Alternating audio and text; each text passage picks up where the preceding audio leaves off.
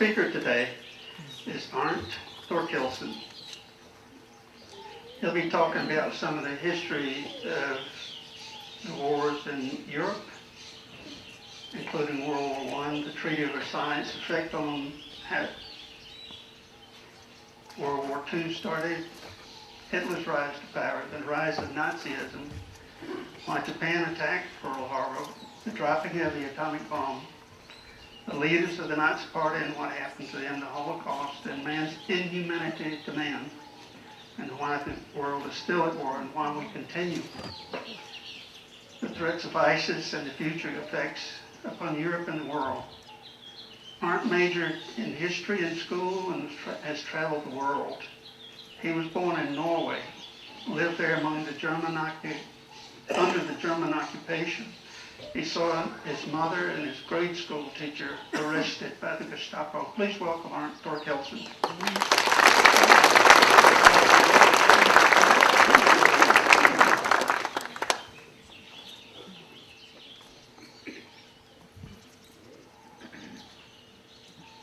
Are we there? Yeah. Buenos dias. Europe. Its history, World War I and World War II, all in 40 minutes. What is Europe?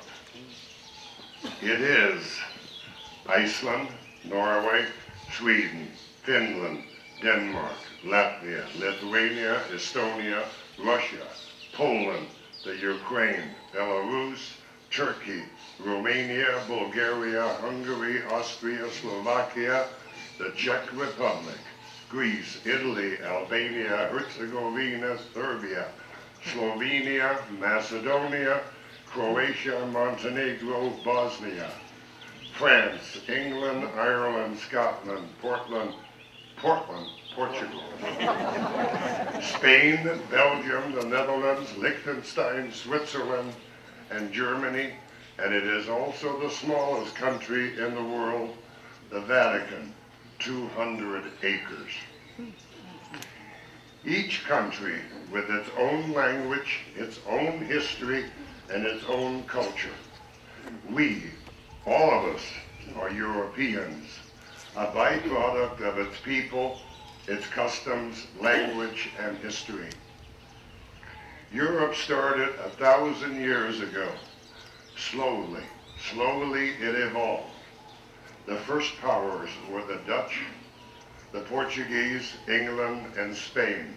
They ruled the old and the new worlds. But the biggest change happened in 1517 when an Augustinian monk by the name of Martin Luther, who placed on the door of the Holy Roman Catholic Church his 95 theses against the practices of the Catholic Church, sparking the Reformation. The end result, after his excommunication by the Pope, was the creation of the Protestant faith. Lutherans, Methodists, Huguenots, Mormons, Baptists, and 50 other faiths all evolved from this man. He rewrote the Bible from Latin, which fostered the development of a standard version of the German language. But not all good came from this. Luther also wrote that Jewish synagogues and Jewish homes should be burned and their monies confiscated. 400 years later, someone did. The 30-year wars between the Protestant and the Catholic faiths in 1618, 1648, one of the most destructive in European history and one of its longest. Then there was the Cologne War, then the 100-Year War. In 1700, 1800 in Germany, music and literature came about. Education came slowly. Education was faster in England and in France. Bach, Beethoven, Mozart were Germans, and so was Richard Wagner. It took Wagner 19 years to complete The Ring, Tristan and Isolde, Wotan, the destroyer of the world. Such music stirred the soul of Hitler and many other Germans because it was so Germanic. It was Prussian. Hitler loved Wagner's music. The Prussians are coming. The Prussians are coming. In East Germany, Prussia, with no major industry or cities, but an army. The Prussians, always for hire and always at war. Out of this came one man, Otto von Bismarck, the father of Germany. Germany in 1850 was 300 little fiefdoms, run by little princes and large and rich landowners. By 1882, Bismarck consolidated them all into Deutschland. England and France were more democratic, while Germany never was. Obedience to the king, the Kaiser, and the emperor was the norm. World War I, the Great War. The Allies, England, France, and the Russian Empire versus Germany, Austria-Hungary. As the war dragged on, the United States, Japan, and Italy joined the Allies, but Bulgaria and the Ottoman Empire joined Germany. The war started in 1914 until 1918. The immediate trigger was the assassination of Archduke Ferdinand, who was the heir to the throne of Austria-Hungary. He was shot by a crazy Serb, and this set off a diplomatic crisis when Austria-Hungary delivered an ultimatum to the Kingdom of Serbia. Within weeks, the major powers were at war, and the conflict soon spread all over the world.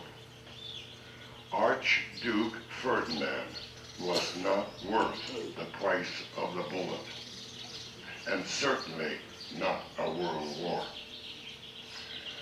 30 million deaths later, the war was over. But in the meantime, Russia lost the territory it had gained by war to Germany and signed the Brest-Litovsk Treaty, which constituted a massive German victory and the loss of territory by Russia. Territory and countries that Russia had taken and wanted to keep. Poland and the Ukraine. And the seaports of the Baltics, such as Estonia, Latvia, and Lithuania. This treaty caused all kinds of infighting within the Russian Bolsheviks. But in 1939, Russia took it all back.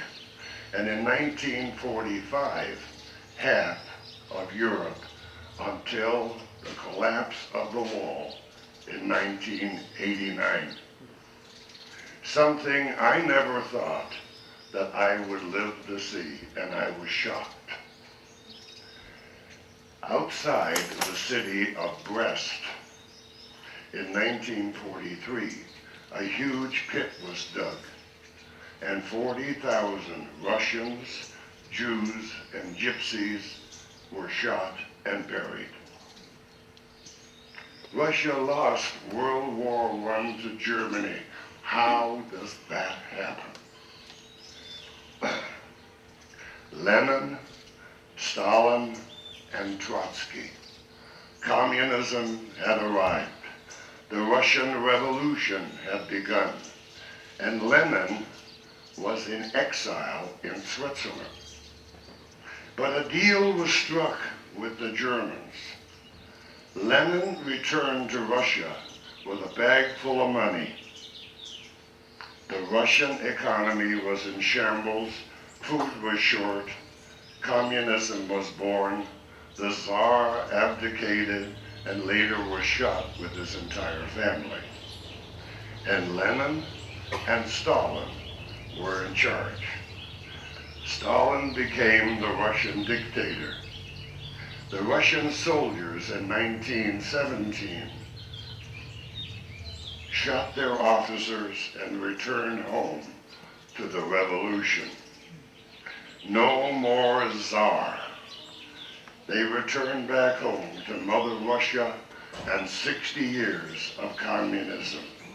Stalin and the Gulag of Siberia.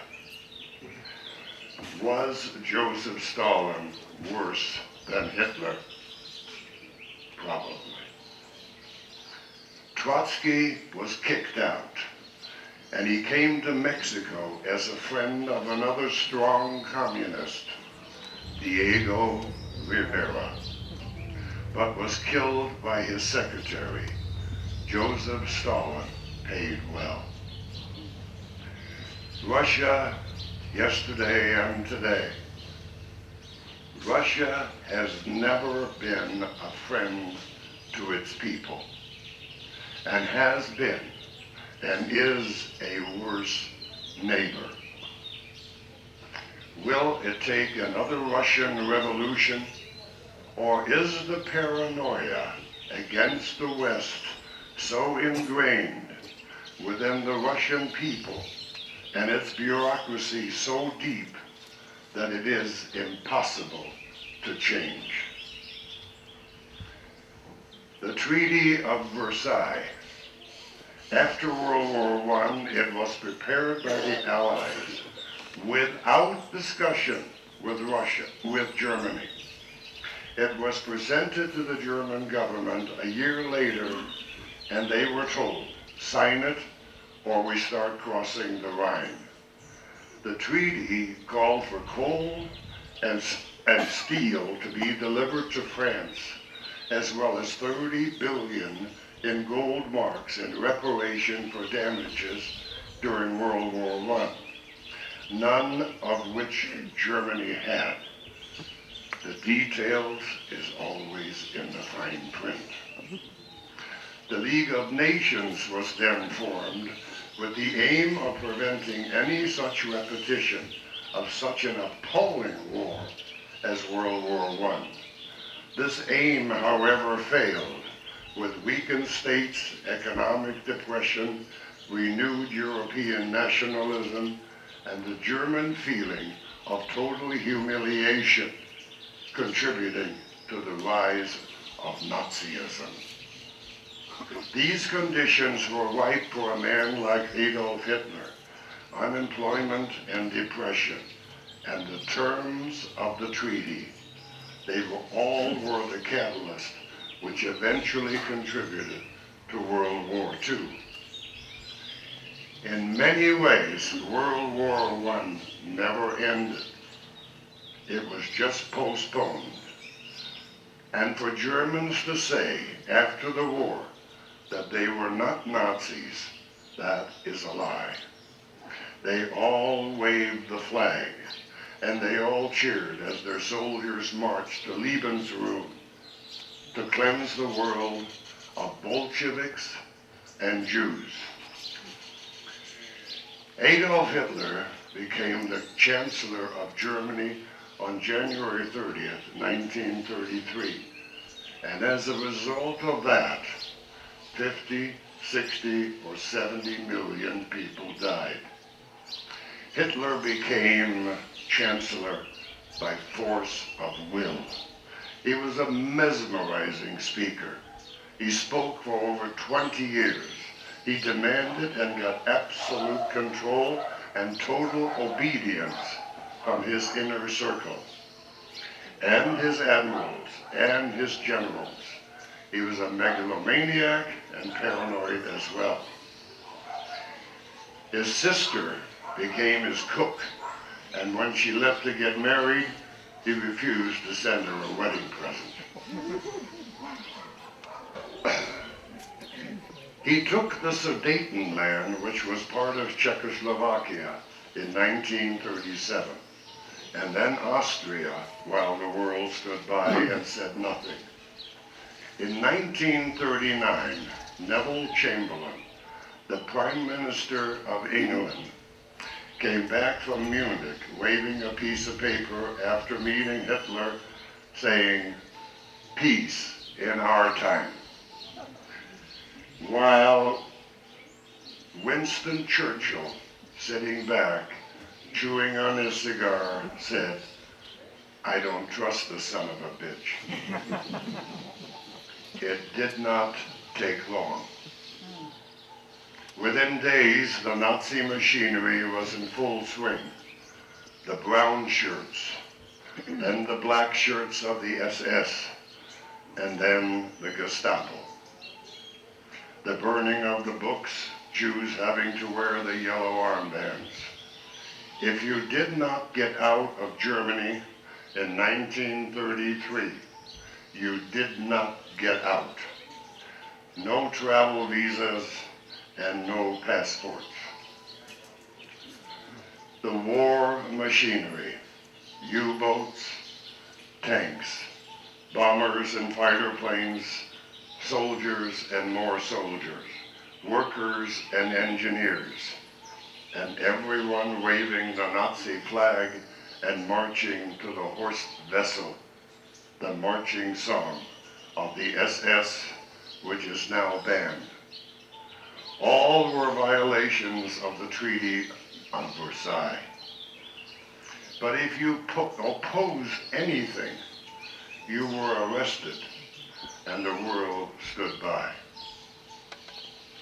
Martin Niemöller was a prominent Lutheran minister who emerged as an outspoken critic, an outspoken public foe of Adolf Hitler, and he spent the last 7 years of Nazi rule in concentration camps. In 1946, he said, "First, they came for the socialists, and I did not speak out because I was not a socialist. Then they came for the trade unionists, and I did not speak out because I was not a trade unionist. Then they came for the Jews, and I did not speak out because I was not a Jew.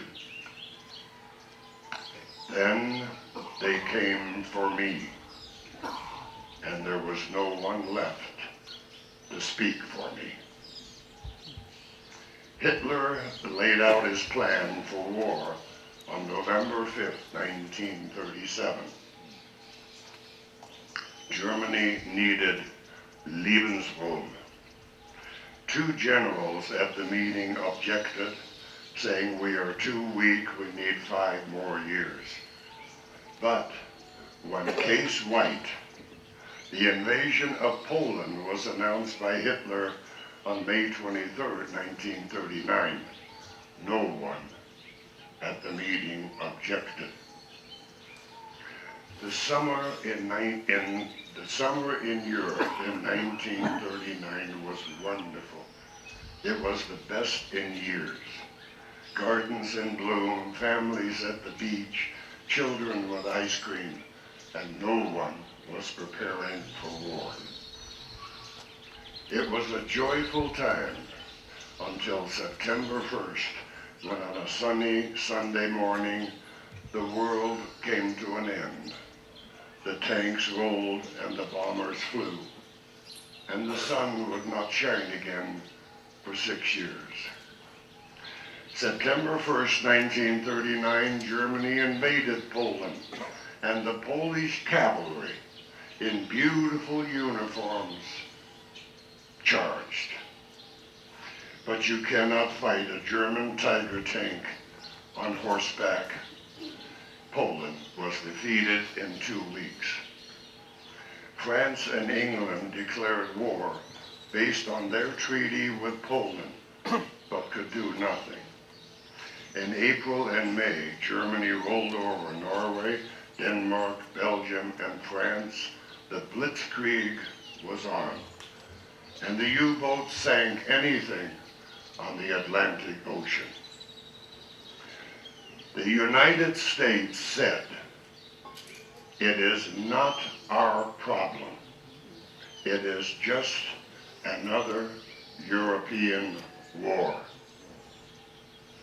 My oldest brother, Ansgar, went to sea on his 16th birthday, September 17, 1939, and was sunk twice by the U-boats, once out of Halifax and then in the Caribbean. He survived both times. Hitler had many little secret deals with Stalin. In 1939, he allowed Russia to take Finland, the Baltics, Latvia, Lithuania, and Estonia. Russia wanted those seaports in the Baltic, and they also wanted East Poland and, of course, the Ukraine. But on June 21st, 1941, Germany invaded Russia, Operation Barbarossa, with 6 million soldiers and 10,000 tanks. They ran over everything until it rained, stopping the tanks in the mud. And then it froze, 40 below, and 1 million or 2 soldiers from each side froze to death in the winter of 42-43. While 10 million Russians starved. But it was the beginning of the end, since the United States Army was now in North Africa, Sicily, and Italy. Then D-Day June 6, 1944 from the west, and Russia coming from the east. And finally, the war that Hitler had started on a Sunday morning in Poland was over. During the war in Europe and in Pacific, there were so many battles. Pearl Harbor, Guadalcanal, the Death March of Bataan, Midway, Okinawa, Iwo Jima, and the Kamikazes, the dropping of the atomic bomb. In Russia, there was Stalingrad, then the U-boats in the Atlantic, Malta, the Mediterranean, Sicily, and Italy. General Patton and the Third Army, the Battle of the Bulge. Many men from both sides answered the call, and many died. Ships were sunk and planes were shot down, and most of them were just young kids. Old generals send young men to war to die. That is the way it is in war. There was an attempt to assassinate Hitler, but it failed. Field Marshal Irvin Rommel, the Desert Fox of the North Africa campaign, was found to be involved. He was a national hero in Germany, but to save his wife and kids, he was given an option: a gun with 1 bullet. He shot himself in his garden, but Hitler was not done. He had 900 others, innocent or guilty, shot or hanged. The world finally had a chance to hear about and see the result of the Holocaust, the final solution, the extermination of the Jews. 6 million Jews and Gypsies were shot or gassed in places like Sobibor, Bergen-Belsen, Mauthausen, or Auschwitz. What had started slowly by the digging of huge pits and shooting people by machine guns and buried in places like Babi Yar or outside Brest was found to be easier and faster by gas and others. There were 5 million Jews in Poland in 1930 and 8,000 in 1960. The Holocaust defies explanation, and it is impossible to explain or to understand. But the beginning started 2,000 years ago. And remember what Martin Luther said in 1517. Europe had been destroyed. Europe was desperate to survive. Forget yesterday. Forget our history. Just let me find enough food for today. In James Michener's book, Poland, there is a story of a man walking across Poland after his release from Auschwitz. A lady offers him a meal, and as he sits down at the table looking at the hot bowl of soup with a large chunk of fat floating on top, he starts to shake and then cry. The lady asks, "What is wrong?" And he replies, "A month ago, I would have killed my brother for a chunk of fat like this." How did a man like Hitler come to power and control a whole country like Germany? How did James Jones talk his congregation from moving to Oakland, California to the jungles of South America and then convince them all to commit suicide? The Japanese soldier, total obedience to the emperor in World War II. There was dishonor in surrender, loss of face, failure to the emperor, failure to serve with honor. In the war, we captured 600,000 Italians and 1 million German soldiers, but only 2,400 Japanese. On Iwo Jima, 14,000 Japanese soldiers, rather than surrendering, committed suicide by jumping off the cliffs. General Patton said, "There is no honor in dying for your country. The honor is in making the other son of a bitch die for his." We dropped 2 atomic bombs on Japan, Hiroshima and Nagasaki, which finally ended World War II. The USS Indianapolis, a heavy cruiser, carried both bombs from Oakland, California to the island of Tinian. The Indianapolis then received orders to report to the Philippines, but was sunk by a Japanese U-boat, the last ship to be sunk in the war. The story of the sinking of the USS Indianapolis will tear your heart out. There is a book I would recommend, written by a man who was in the German army and captured by the Russians. The man's name is George Rausch, and he lived in Hokotepec for 30 years, where his wife Phyllis still runs a B&B. The title of the book is The Jew with the Iron Cross. Who were Hitler's people and what happened to them? Hitler and Heinrich Himmler committed suicide and Joseph Goebbels, the propaganda minister, with his wife and 5 kids as well. He poisoned them all in Hitler's bunker in Berlin. At the Nuremberg trials, the leader of the Navy, Admiral Donitz, got 10 years.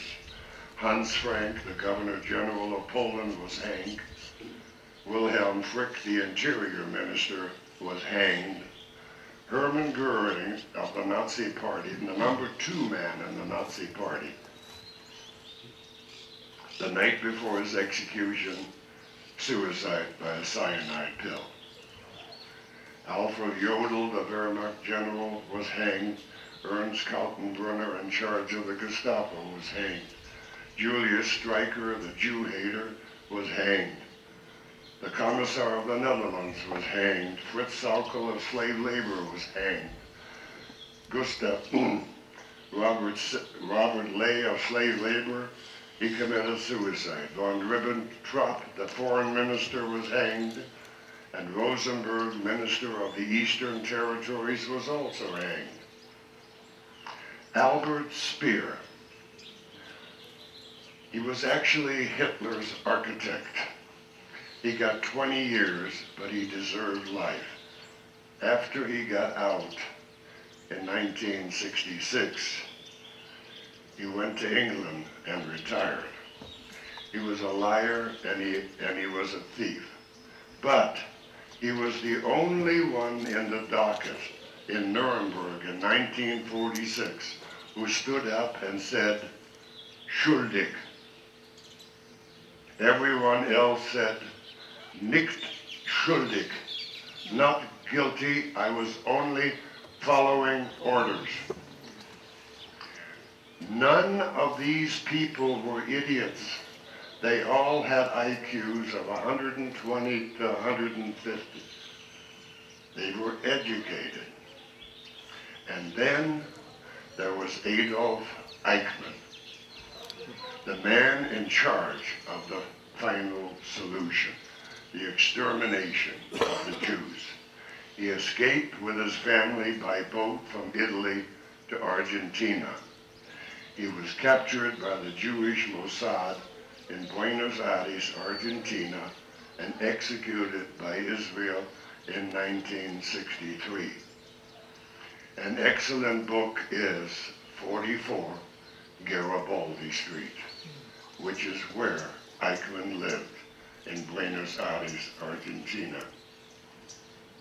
If memory serves me right, he had 2 sons which own an automotive repair shop in Buenos Aires. Secretary of State George C. Marshall and the Marshall Plan in 1949 saved Germany and Europe. Europe began to rebuild. Japan, with the help of General Douglas MacArthur, rebuilt Japan. He was wise enough to understand the Oriental mind and wise enough to save Emperor Hirohito because he knew that it would be a terrible mistake to indict the emperor to the Japanese people. He was their soul, he was their God. We did hang General Tojo, and we also hung the general known as the Tiger of Malaysia and several others. But why did Japan bomb Pearl Harbor? A simple answer is oil. Japan had invaded China and Manchuria in 1932. President Roosevelt said, "Get out of China or we will block your supply of oil from Malaysia." That would have brought Japan to its knees. Japan has no oil or natural resources of any kind. When you see the pictures of what Europe and Japan looked like in 1945, and you see them today, you would never think that what went on between 1939 and 45 was ever there or ever possible. Yes, there are some remnants, some places like Auschwitz that still exist. And while many memories are fading, there is the one that cannot go away. It is the horror of what went on. And that is the one that describes man's inhumanity to man. While we mostly blame one man for it all, Adolf Hitler, it was and never is just one man. He could have been stopped, but he was not.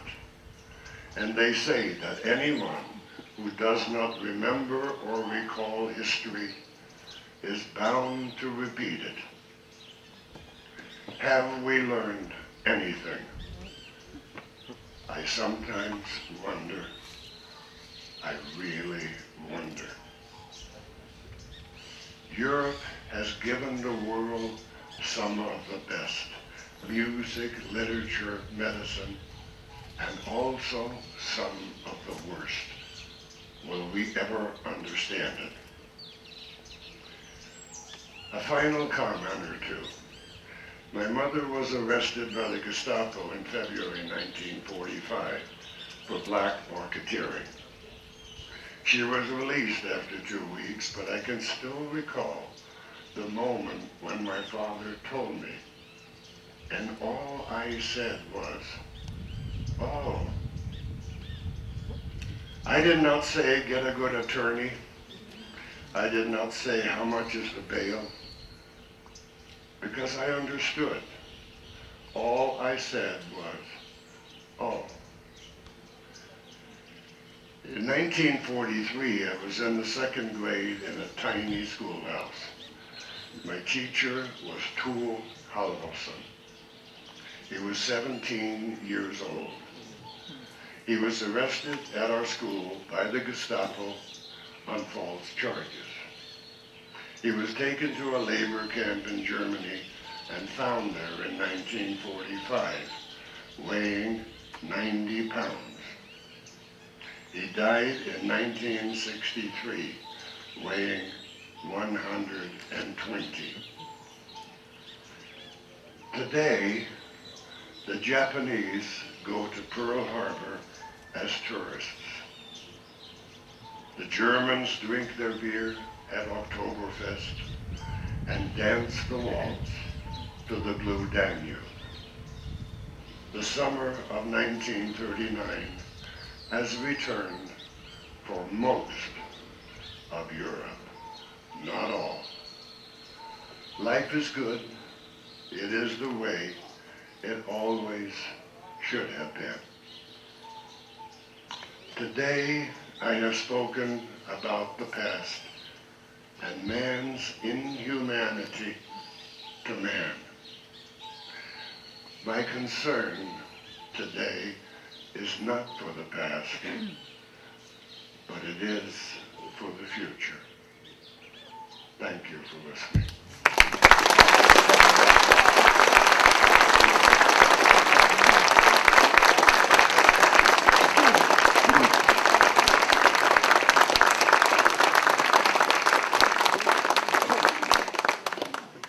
Thank you very much, Arnt. And as we review the past, we certainly have a lot to think about.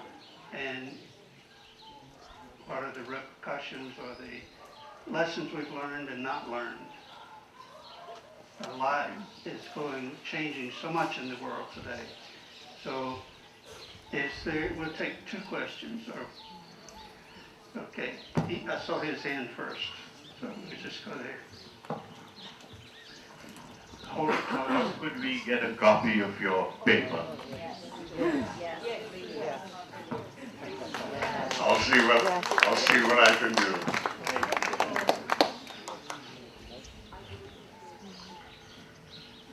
Hi, you mentioned that the American nation was against going to war against Germany in the in the late 30s, which they were as a nation, but President Roosevelt was very involved in helping the British in every way he could. Right, I understand that. I understand the Lend-Lease. Yeah. Now, my question, though, has to do with the start of the Second World War for the United States. Pearl Harbor was invaded. Of course, there were a war with Japan right away. Right. What I'm wondering about, I've thought about it, and I can't reach any conclusion myself. I'm just wondering what you would think about the fact that the United States did not voluntarily enter the war against Germany. Germany, after 2 weeks thinking about it, declared war on the United States. What do you think about the Americans coming into the war? Churchill was able, because of Germany's declaration of war, was able to convince Roosevelt that the primary objective was Europe. So they put more resources actually into the war in Europe than they did the Pacific to start with. To answer your question, I first would have to be a politician, which I am not. It is a political answer or a political question which usually requires a political answer. I do not have that.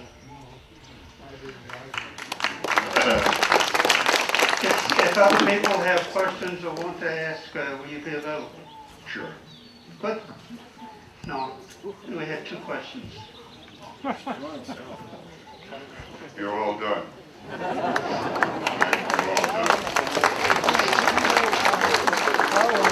Remember to turn your cell phones back on. Pick up your coffee cups, stack your chairs. Thanks for coming. Hope to see you next week for John Ward.